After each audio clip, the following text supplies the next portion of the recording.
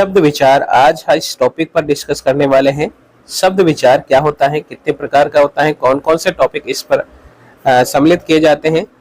तो आइए इस टॉपिक पर चर्चा करते हैं। सबसे पहले हम बात कर लेते हैं कि शब्द, आखिर शब्दों के कितने भेद होते हैं।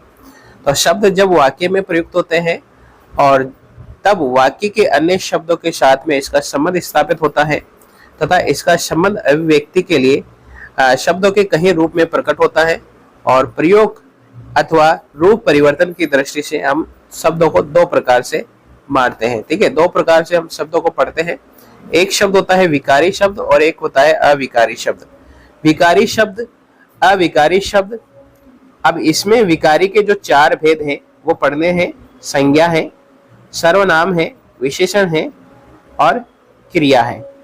अविकारी शब्द में हम पढ़ेंगे क्रिया विशेषण, समुच्चय बोधक, संबंध बोधक और विस्मयादि बोधक शब्दों को हम यहाँ पर पढ़ने वाले हैं। तो एक एक करके हम यहाँ पर सबसे पहले आज हम संज्ञा के बारे में देखते हैं। संज्ञा क्या होती है, कितने प्रकार की होती है, किस तरह के क्वेश्चन इसमें बनते हैं। तो सबसे पहला आज टॉपिक हमारा है संज्ञा। तो संज्ञा साधारण शब्दों में नाम को ही संज्ञा कहते हैं। मतलब किसी का नाम है वही उसी को संज्ञा कहेंगे। जैसे कि राम ने आगरा में ताजमहल की सुंदरता देखी, तो इस वाक्य में हम इस वाक्य में पाते हैं कि राम एक व्यक्ति का नाम है, आगरा एक स्थान का नाम है, ताजमहल किसी वस्तु का नाम है और सुंदरता एक गुण का नाम है। मतलब इस वाक्य में टोटल मिलाकर हमारे पास में चार संज्ञाएं हैं। यानी कि राम एक संज्ञा है, उसके बाद आगरा एक संज्ञा है, ताजमहल एक संज्ञा है, ठीक है, और सुंदरता एक गुण का नाम है, ये भी संज्ञा है। तो चार संज्ञाएं इसमें अपन को देखने को मिलती हैं। एक वस्तु का नाम है, एक गुण का नाम है, एक व्यक्ति का नाम है, एक स्थान का नाम है।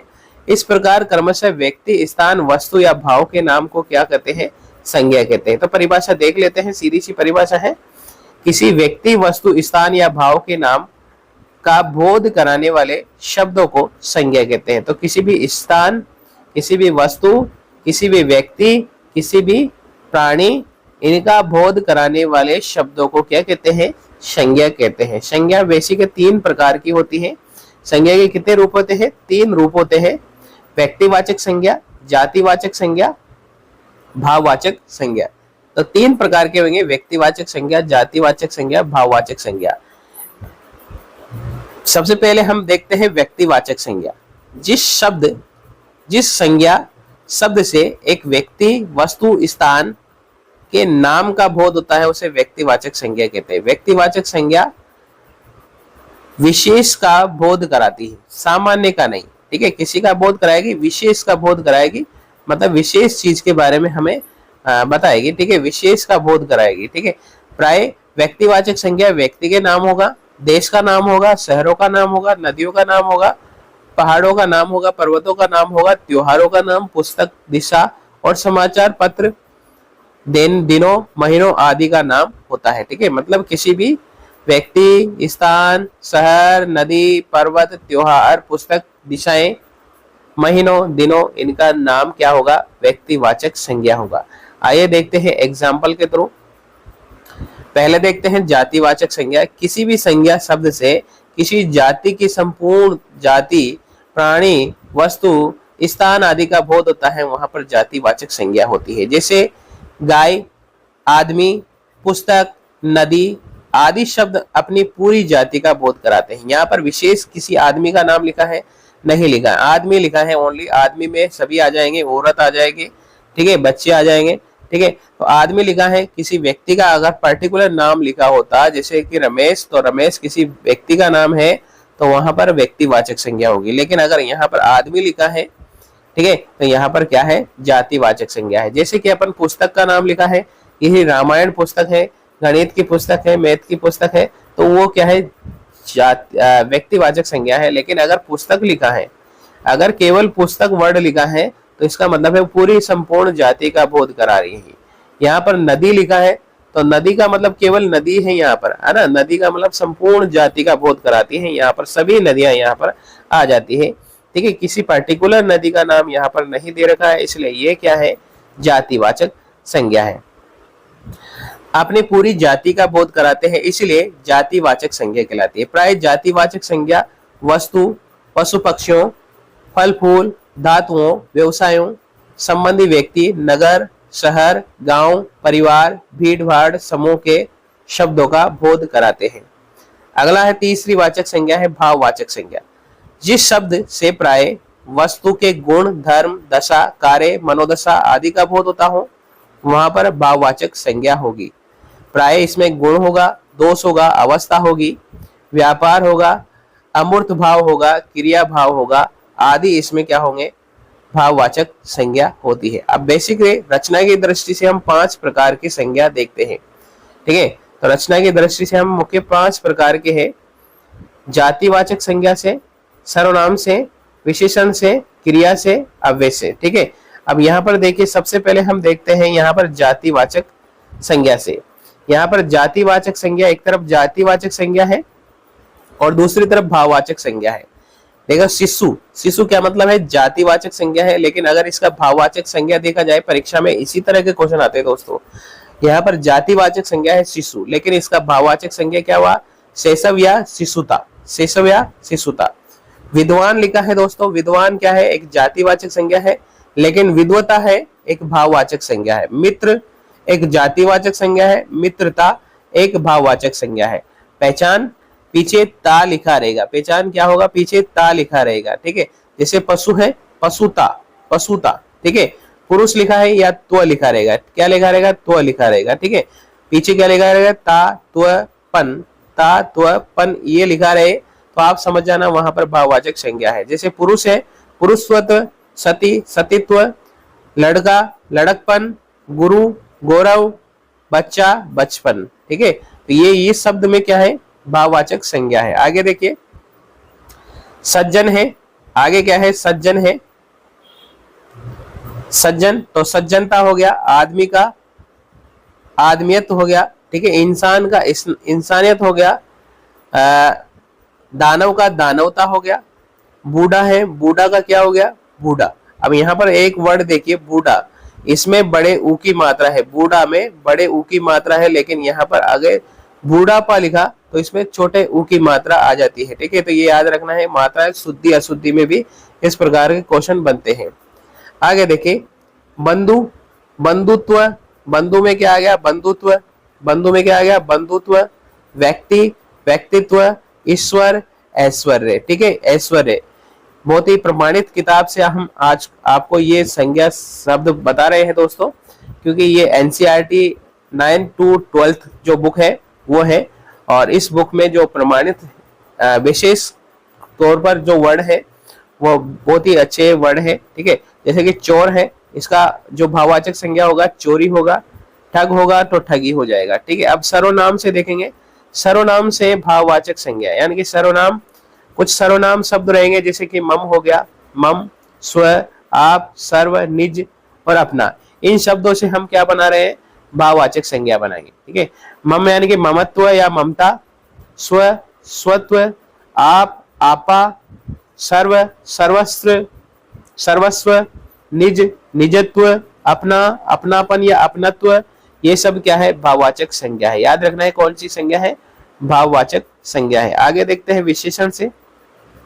विशेषण से ये विशेषणता विशेषता बता रहे हैं, कठोरता, विद्वा, चालाक, शिष्ट, ऊंचा, नम्र, बुरा, मोटा, ये सब क्या है, विशेषण है। और इससे भाववाचक संज्ञा कैसे बनेगी, कठोरता, विधवा से बनेगा वैधव्य, चालाक से चालाकी, शिष्ट से शिष्टता, ऊंचा से ऊंचाई, नम्र से नम्रता, बुरा से बुराई और मोटा से मोटापा। ठीक है, तो ये वर्ड याद रखने हैं। आगे आगे देखते हैं स्वच्छ, स्वच्छता, स्वच्छ है ना, स्वच्छता या हो जाएगा या स्वास्थ्य हो जाएगा। मीठा या मिठास, सरल सरलता, सूर सूरता या शौर्य, चतुर चतुराई, सहायक सहायता, आलसी आलस्य, गरम गर्मी, निपुण निपुणता।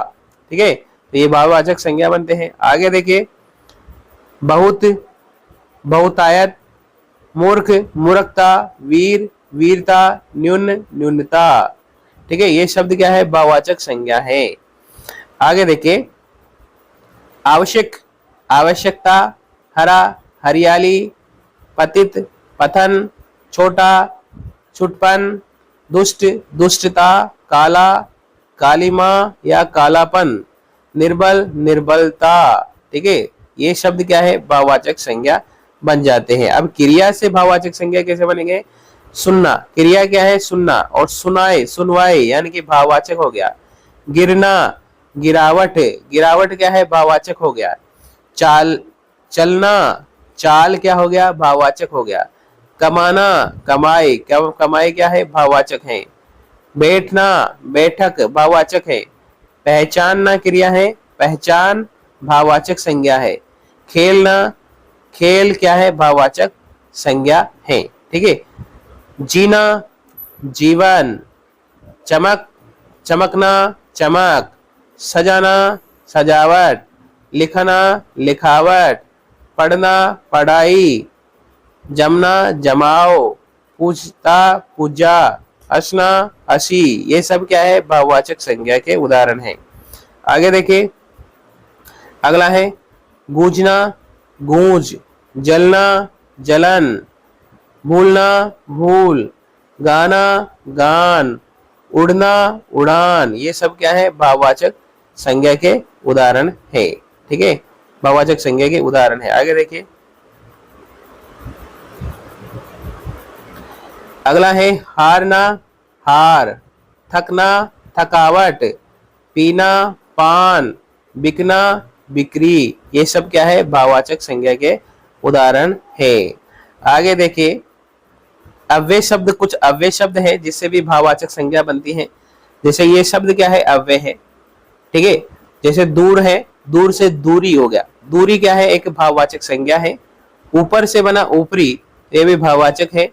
दिख, दिख यानी धिक्कार, ये भाववाचक है। शीघ्र, शीघ्रता। मना, मनाही। निकट, निकटता। नीचे, नीचाई। ये सब क्या है, भाववाचक संज्ञा के उदाहरण है। समीप, सामीप्य। तो आज हमने संज्ञा को देखा, और संज्ञा हमने तीनों वाचक यहाँ पर संज्ञा के देखे। एनसीईआरटी बुक 9 to 12 की बुक से हमने ये संज्ञा को कंप्लीट किया। अब सर्वनाम यहाँ पर हम पढ़ने वाले हैं, तो सर्वनाम भी देखते हैं, सर्वनाम कंप्लीट करते हैं। सबसे पहले हम सर्वनाम को देखते हैं और सर्वनाम की परिभाषा देखते हैं। पर सर्वनाम क्या होता है, भाषा में सुंदरता, संक्षिप्तता एवं पुनरुक्ति दोष से बचाने के लिए संज्ञा के स्थान पर जिस शब्द का प्रयोग किया जाता है वह सर्वनाम होता है। सर्वनाम का शाब्दिक अर्थ होता है सबका नाम, अर्थात सभी संज्ञाओं के स्थान पर प्रयुक्त होने वाला शब्द सर्वनाम कहलाता है। इसमें वाक्य सहज एवं सरल हो जाता है। जैसे कि सीता आज साला नहीं आई क्योंकि सीता बीमार है। इसके स्थान पर यदि ये कहा जाए कि सीता आज साला नहीं आई क्योंकि वह बीमार है, तो सर्वनाम का प्रयोग यहाँ पर हो गया है। ठीक है, सर्वनाम का प्रयोग हो गया है। अधिक सरलता और सुंदरता बनाने के लिए यहाँ पर सर्वनाम का प्रयोग करते हैं। ठीक है, तो परिभाषा देखें सर्वनाम की। सर्वनाम क्या है, संज्ञा के स्थान पर प्रयुक्त शब्दों को, संज्ञा के स्थान पर प्रयुक्त होने वाले शब्द क्या कहलाते हैं, सर्वनाम कहलाते हैं। जैसे कि मैं हो गया, मैं, तुम, वह, हम, आप, उसका, ये सब क्या है, सर्वनाम है। और सर्वनाम के भेद देखते हैं। सर्वनाम कितने भेद होते हैं, 6 भेद होते हैं। संज्ञा के 3 भेद और सर्वनाम के कितने, 6 भेद होते हैं। बेसिकली कितने भेद होते हैं, 6 भेद होते हैं। सर्वनाम में देखिए, एक होता है पुरुषवाचक सर्वनाम, निश्चयवाचक सर्वनाम, अनिश्चयवाचक सर्वनाम, संबंधवाचक सर्वनाम, प्रश्नवाचक सर्वनाम, निजवाचक सर्वनाम। ठीक है, पुरुषवाचक सर्वनाम में उत्तम पुरुष, मध्यम पुरुष और अन्य पुरुष आते हैं। सर्वनाम में पुरुषवाचक में कितने आते हैं, उत्तम, मध्यम और अन्य पुरुष यहाँ पर आते हैं। उत्तम पुरुष की बात करें तो मैं, हम, जो, ये सब क्या आते हैं। मध्यम पुरुष में तुम या आप, अन्य पुरुष में वह, वे, ये सब आते हैं। ठीक है, आगे देखते हैं इनको बढ़िया अच्छे से। पुरुषवाचक सर्वनाम, जिस सर्वनाम का प्रयोग कहने वाले या सुनने वाले वह जिस विषय के लिए कहा जाए के स्थान पर किया जाता है उन्हें पुरुषवाचक सर्वनाम कहते हैं। मतलब ये सर्वनाम क्या होगा, इस सर्वनाम का जो प्रयोग होगा वह कहने वाले और सुनने वाले और जिस विषय के लिए कहा जाए उस स्थान के लिए इन सर्वनाम का प्रयोग होता है। तो ये बेसिकली कितने प्रकार के होते हैं? 3 प्रकार के होते हैं। पहला है उत्तम पुरुष। उत्तम पुरुष का मतलब हो गया, यहाँ पर उत्तम पुरुष का मतलब बोलने वाला, ठीक है, बोलने वाला या लिखने वाला, ठीक है, बोल भी सकता है लिख भी सकता है। तो बोलने वाला या लिखने वाला यहाँ पर प्रयुक्त होगा, बोलने वाला या लिखने वाला। यदि तो उत्तम पुरुष बोलने वाला या लिखने वाले व्यक्ति अपने लिए जिस सर्वनामों का प्रयोग करते हैं वे उत्तम पुरुष सर्वनाम कहलाते हैं, जैसे मैं, हम सब या हम लोग, ठीक है। तो ये क्या है? उत्तम पुरुष सर्वनाम है। बोलने वाले, मेन बात याद रखना है, बोलने वाले और लिखने वाले व्यक्तियों के लिए जिस सर्वनाम का प्रयोग होता है वह उत्तम पुरुष सर्वनाम कहलाता है।